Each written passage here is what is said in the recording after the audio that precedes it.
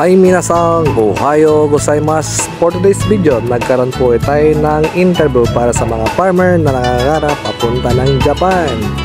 So ito po may mga babae at mga lalaki na nag-apply ngayong araw. So isang A muna dyan minasang. Hey!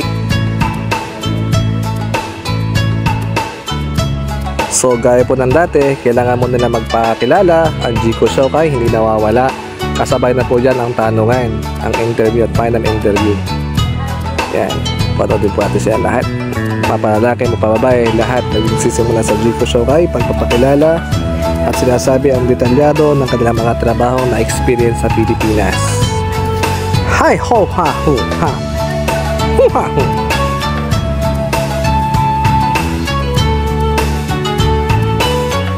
At syempre pagkatapos mo po magpakilala at ma-interview sa kanilang mga trabaho, susubukan naman nila ang kanilang lakas kung talagang sila ba ay batak o sanay sa trabaho kanilang ina-applyan.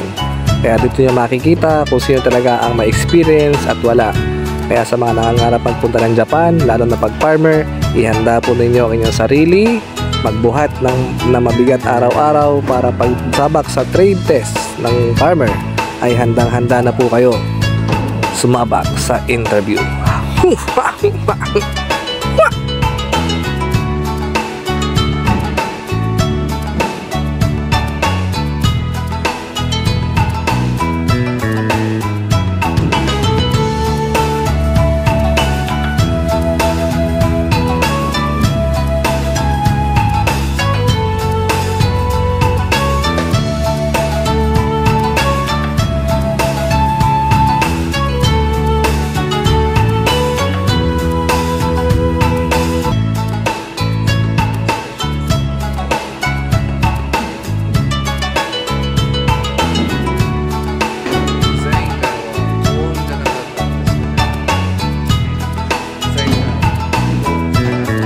At maya-maya po lamang after nila ma-trade test magbuhat ay i-announce na namin kung sino ang mapipili at maswerte makakapagtrabaho as farmer papuntang Japan. Abangan po natin. Congratulations kay number 6 at saka kay number 9.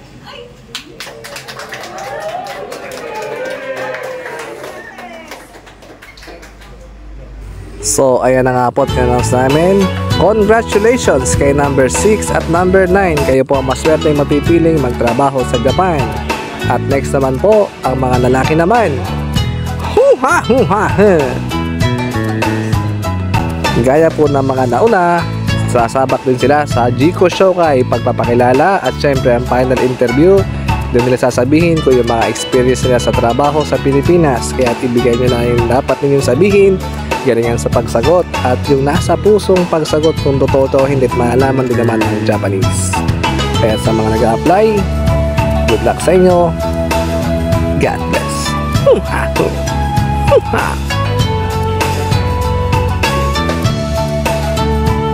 At maya-maya po lamang ay i-announce na rin po namin kung sino po ang maswerte mapipili sa boys as farmer papunta ng Japan.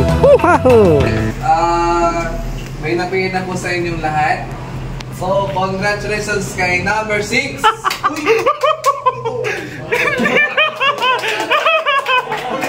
saka kay number 10.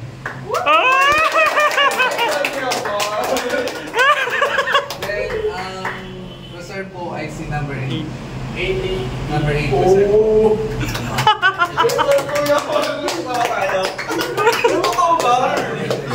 Totoo, legit. Hindi ba nakapagwala sa sensei? Hindi pa nabili po si Sensei.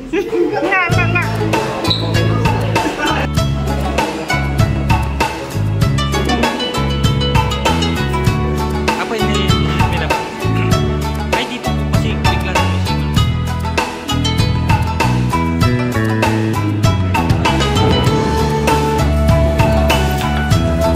So ayan nga po, na-announce na namin ang mga napili. Congratulations po kay number 6 at number 10, especially sa aming sisi, si Sensei Sid Garcia at makakapunta na ng Japan as farmer.